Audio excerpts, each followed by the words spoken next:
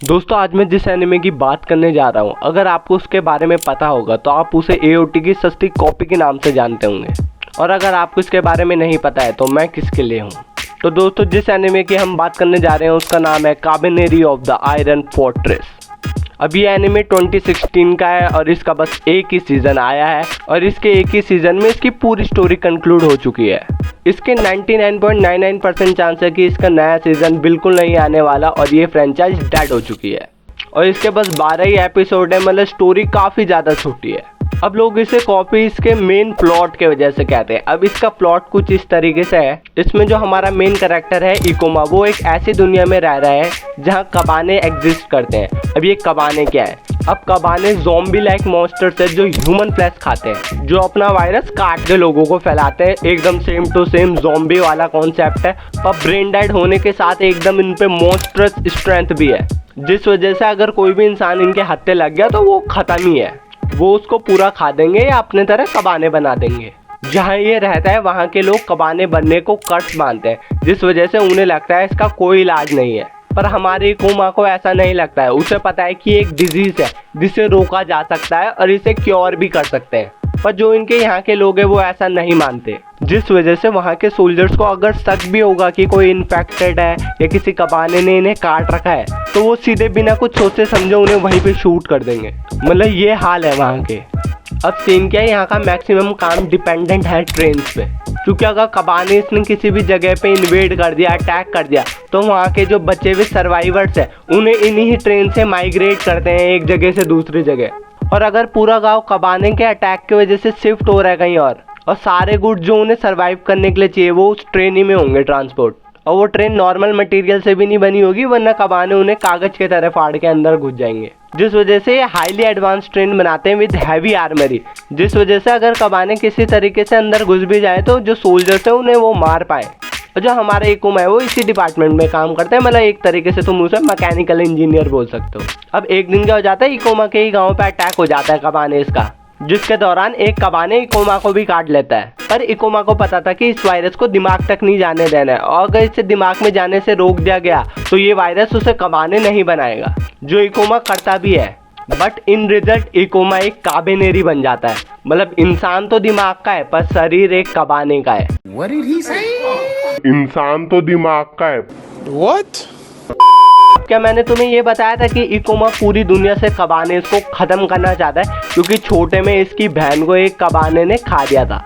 तो इकोमा वही चीज़ बन चुका है जिससे उसने सबसे ज़्यादा अपनी ज़िंदगी में नफरत करी थी। अब आगे इकोमा की लाइफ कैसे चेंज होती है, अब जो उसी के दोस्त है क्या उसे वो खुद एक्सेप्ट करेंगे, और क्या इकोमा वापस अपनी ह्यूमन फॉर्म में लौट पाएगा, जब वो भी एक खून का प्यासा ब्रेन डेड जानवर बन जाएगा। अब जिन्होंने भी AOT देखा है वो उसका प्लॉट सुन के कहेंगे भयंकर, पूरा चेप दिया, मतलब मैक्सिमम चीज़ें सुन के लगेगा कि चेपी भी है, क्या है भयंकर, पूरा ही चेप दिया इन्होंने। और क्या मैंने बताया इसमें मिकासा जैसी एक 10/10 बैडी भी है म्यू में, जो मिकासा के तरह ही एकदम ओवर पावर्ड कैरेक्टर है, और वो भी मिकासा के तरह 2 ब्लेडों से इन मॉन्स्टर्स का बैंड बजा देती है। इसका जो थीम सॉन्ग है वो भी एकदम AOT की याद दिलाता है, और इसे विट स्टूडियोज ने बनाया है। तो क्या काबिनेरी ऑफ द आयरन फोर्ट्रेस एकदम सस्ती कॉपी है AOT की? मैं कहूँगा नहीं। हाँ, इसका plot, characters, music, animation style, ये सब देख के सभी को लगेगा कि यार ये तो कॉपी है, पर इसकी जो मेन कोर स्टोरी है वो काफ़ी अलग है। इसमें जो अलग अलग कैरेक्टर्स हैं उनके मोटिव्स भी बहुत ही अलग हैं। हाँ, ये मैं मानता हूँ कि ये बहुत ही भयंकर तरीके से इंस्पायर्ड है AOT से, पर क्या इसका इतना इंस्पायर्ड होना इसे बहुत ही गंदा एनिमे बनाता है? तो मैं कहूँगा नहीं।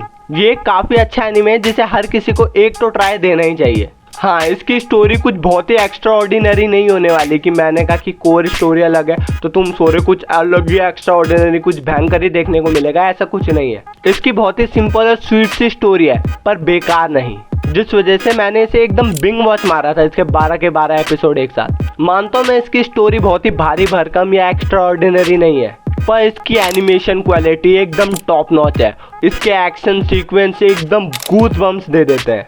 इसमें जो इमोशनल मूवमेंट्स है वो तुम्हें हिट करेंगे थोड़ा बहुत। अब वो ज़्यादा इम्पैक्ट इसलिए नहीं डाल पा रहे क्योंकि ये बस 12 एपिसोड्स की सीरीज़ है, तो उन पे इतना टाइम ही नहीं था हमें कैरेक्टर से एकदम अटैच करने का, कैरेक्टर्स की स्टोरी को और गहराई से दिखाने का। और क्या तुम्हें पता है इसमें जो मेन विलन है उसका नाम है बीबा। और इसका नाम सुन के मुझे बस एक ही गाना याद आ रहा था, वो दे बीबा नच दी वो वाला बैंक। मुझे हंसी आ रही है, क्या नाम है इसका, बीबा। हिपोक्रेसी की भी सीमा होती है। पर तुम नाम पे मत जाओ, बहुत ही भयंकर विलन है वो। अपना काम निकलवाने के लिए, अपना बदला लेने के लिए वो किस हद तक जाएगा ना, तुम देखोगे तब तुम्हें पता चलेगा कितना भयंकर कैरेक्टर है वो। और बीबा के साइकोपैथिक कैरेक्टर के वजह से स्टोरी थोड़ी अनप्रिडिक्टेबल हुई, जिसकी वजह से मैं लास्ट तक इस एनिमे के साथ जुड़ा रहा। तो लास्ट में मैं इस नोट पे कंक्लूड करता हूँ ये पूरी वीडियो कि ये देखने लायक एनिमे है।